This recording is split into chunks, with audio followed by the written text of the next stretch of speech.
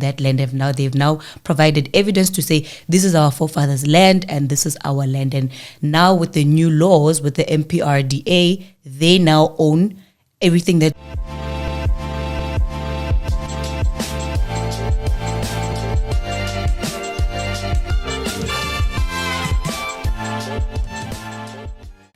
Hi guys, welcome to Mamolao. Here we are again, standing on legal business.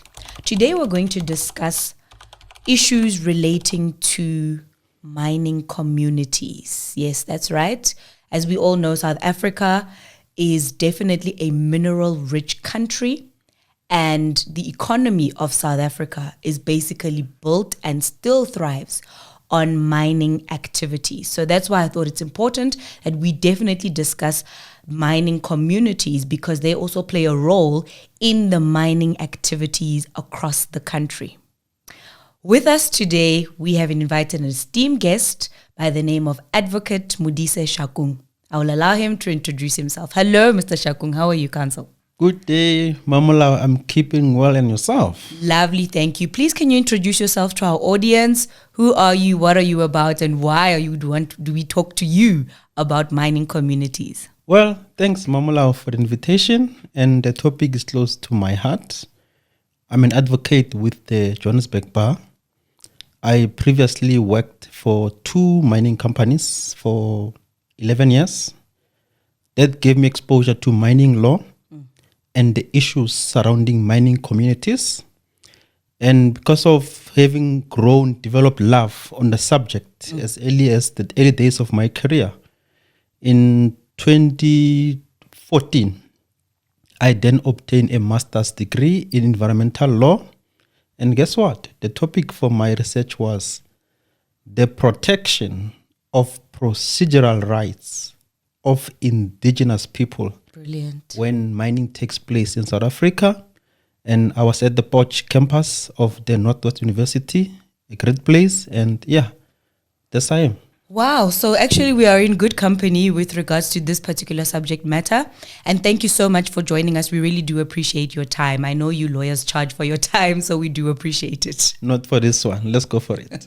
Lovely. So for the sake of this conversation, I want us to start with a scenario so that we actually have a basis upon which to explain the more technical legal sections and sections of the law, right? So from a scenario perspective, we have the people of Direko village who live as a community under Chief Taunyani Direko. The village has a mine on its land where they mine platinum. The mining company mandated to mine there is Tabo Platinum Mine. The land where the mine is built is said to be owned by the Direko chieftaincy. However, the chieftaincy next door, led by Chief Khositsile Mumakwa, is claiming the land to be theirs. So he initiated a land claim with the Land Claims Court. The villagers living closer to the mine have complained about air pollution and noise coming from the mine.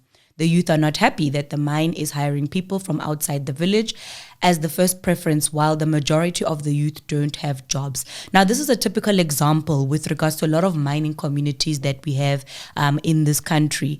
And so I want us to have a discussion around the law that protects, or the law that actually accommodates both mines and mining communities in general, right?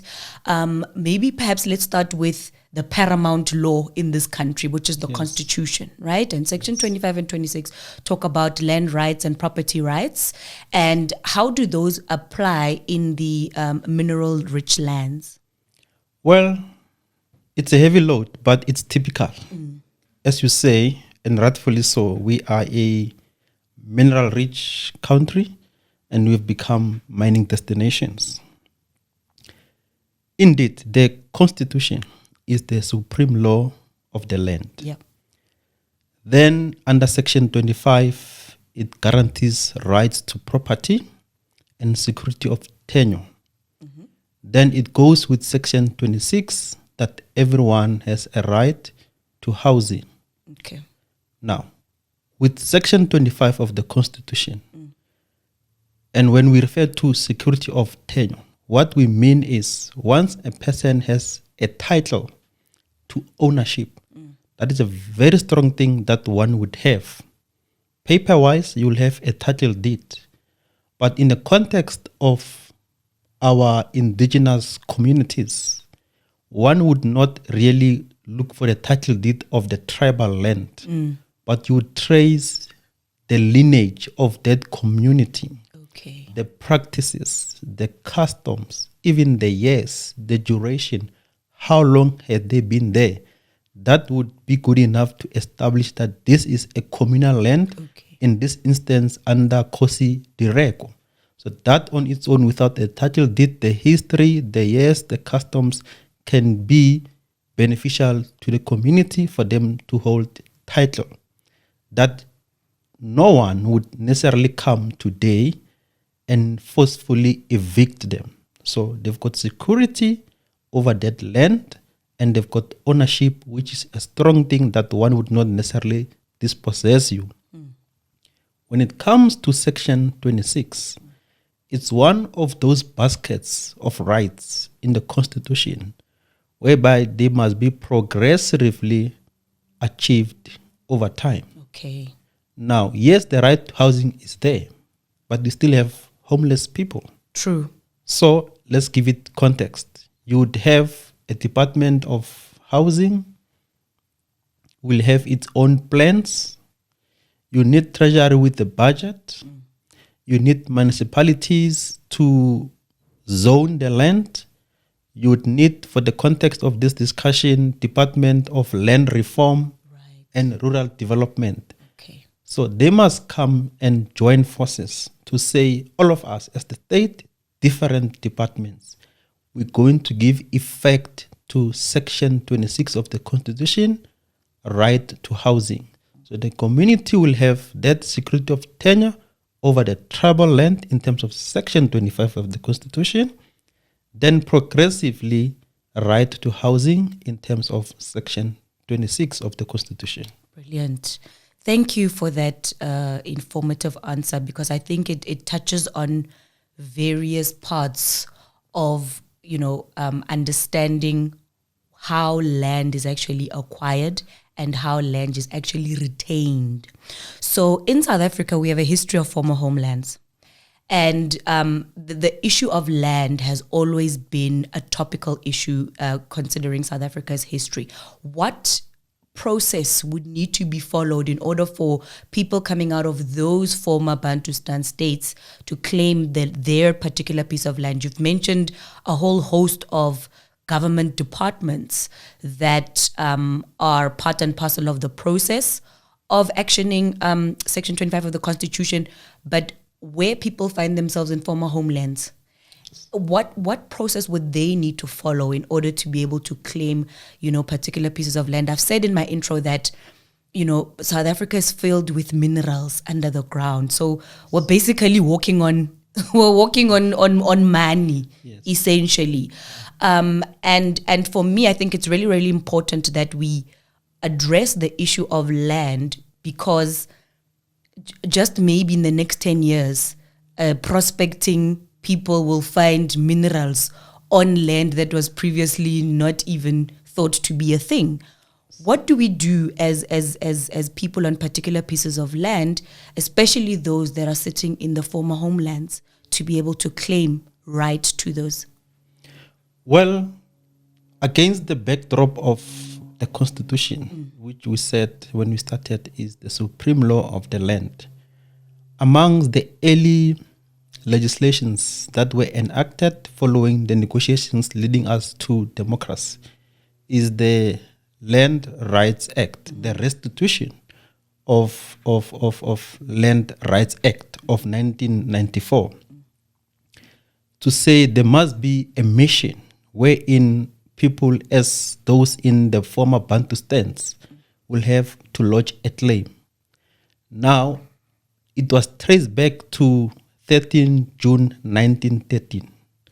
The communities who were forcefully deprived and removed from their lands because of the past practices from 1913 June are allowed to lodge the claims. Okay. The cutoff date was 1998. But there's been amendments to the Restitution of Land Rights Act, which would have pushed the date to 2019. Okay. But there's been legal challenges to that. So they would have a right to lodge a claim with the Lands Restitution Commission. The commission processes and investigates. If there is a valid claim, there would be a restitution, the giving back of the land to the rightful owners who were dispossessed because of the past laws and practices. Okay. Now, reality is that much as there will be a cut-off date, and the commission would take the claims and investigate, the reality is we've got lots of communities who still, and despite the cut-off date, have not lodged their claims. That is a challenge. So the procedure is there. They lodge a claim with the commission. It investigates. If there is a valid claim, there will be the giving back of the land. If it's not possible, maybe the land that was claimed, it's here in Johannesburg and it's developed. There may be what is called a compensatory land elsewhere, where these people can be awarded the land and they move on with their lives. Brilliant. Because land, I think, is very important. We do a lot of things with the land as an African communities. We use it for shelter. We use it to do a level of subsistence farming. We use it if a child's, in some cultures, if a child's their belly button falls off, their navel falls off, that piece then gets buried on that piece of land. We do rituals on that land. We do imisebetsi on that land. There's a lot of things that, in African communities we do with land. And so I think it's really important that we go through this process and educate people around this so that they actually understand what it means to move from being dispossessed from land to actually being repossessed or compensated for land in that regard. And I think when we talk about mining communities, we can't help but talk about the issue of land. I want to move on to another question about community participation. Who decides whether or not a mine should be started on a particular piece of property? Well, we coming from a history in terms of the old minerals law of 1991 and those that came before it as amended, that would say the landowner, the surface owner, would be the owner of the mineral underneath the land. Yes. That is the previous legislative regime. Okay. Amongst those that were negotiated coming to democracy was the Mineral and Petroleum Resources Development Act of 2002. In terms of the MPRDA, the state is the custodian of all mineral resources in South Africa for the benefit of all South Africans. I see. Now we've moved to the past where an individual would own the surface and what is underneath in terms of the minerals. Currently, the state is holding that custodianship. It's not the owner. Okay. The custodian. I see. Now, to your question, if a person wants to apply for a mining right, you lodge that application with the Department of Mineral Resources and Energy. In the context of the community, if it's the Northwest, they'll go to the regional offices. Right. The state will decide. Now, there is a procedure that has to be followed, but that would be the applicant.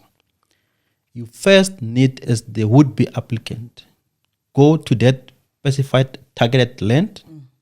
You introduce yourself to the chief. In this instance, Kosi Direko.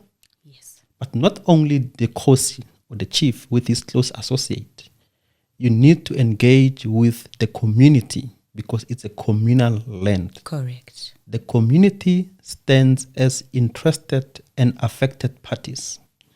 The case in point, we've been to the Constitutional Court with the Bengwenyama minerals, versus Generoa Resources, and most recently Maledu with Itreleng Bakatla.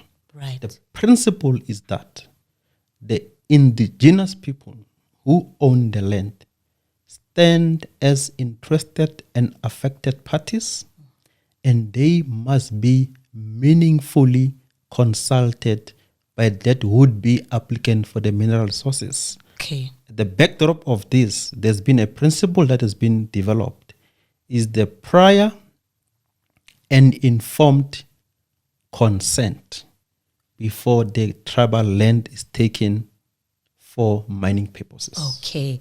So let me see if I understand this in more simple terms, because I'm not a mining lawyer. Ne?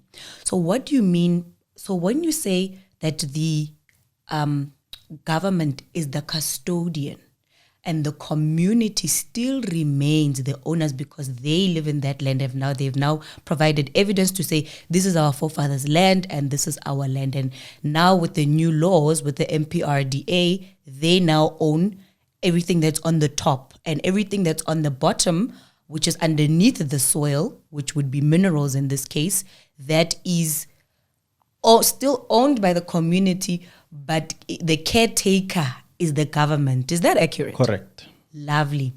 So then, now once we've moved from that, you mentioned a specific term around the people need to participate meaningfully.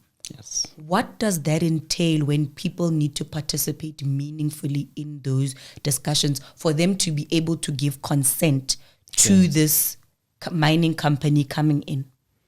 So, the free and prior informed consent that we're talking about, that applicant for the minerals will introduce itself to the community and the chief. Okay. Right?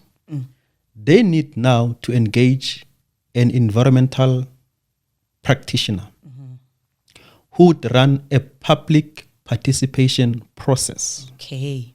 From the cases that I've mentioned, the Bengwanyama Yamaswati and Maledu, this is not a tick box exercise. Correct. You go down to the ground, you conduct a public participation process as prescribed in the National Environment Management Act and its regulations, as well as the Environmental Impact Assessment regulations. What it does is that independent environmental practitioner would then screen the ground and identify the interest and affected parties. We know the communities is going to be interested and affected. Correct. From that, you conduct an environmental impact assessment where you identify the negative impacts that the mine would cause. That will trigger an environmental management plan. Okay. In terms of the very same legislation, where now you know what will be the negative impacts. This is my plan as the mine, how I'm going to manage the environmental impacts. Now, mining by its very nature, it will disturb the land. Correct. It will cause a hole, you will dig, there's noise, there is dust, there's pollution. That environmental management plan has to be monitored by the mining company through its own house environmental practitioners and independent environmental practitioners to make sure that to an extent that the environmental impacts cannot be removed, they are minimized. And that was NEMA is saying, because in terms of the Constitution, Section 24 says we have a right to environment that is not harmful to our health. We then have an obligation to ensure that us, the current generation, keep in custody the environment in good condition for the future generations.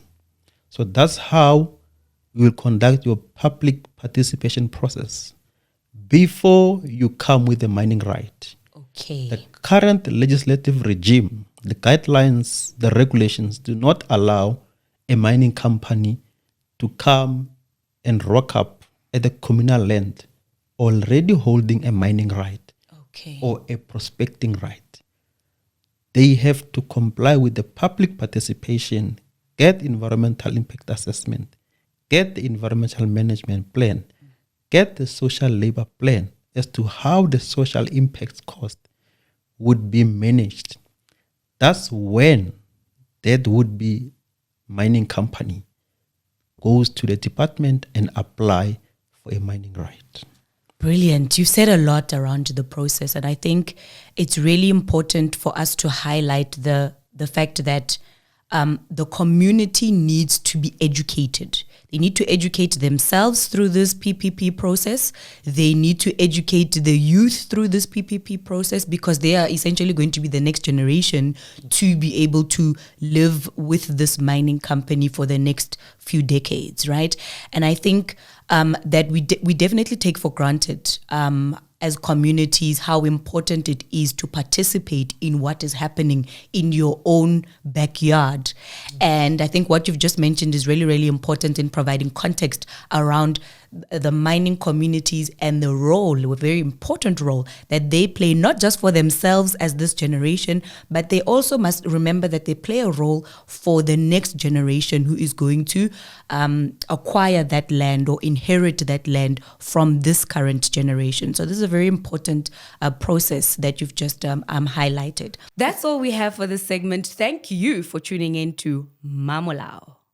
Please don't forget to subscribe and click on the notification bell for more of this educational legal content. Make sure that you comment, guys. I want to hear from you. And also ask questions, because I want to hear those too.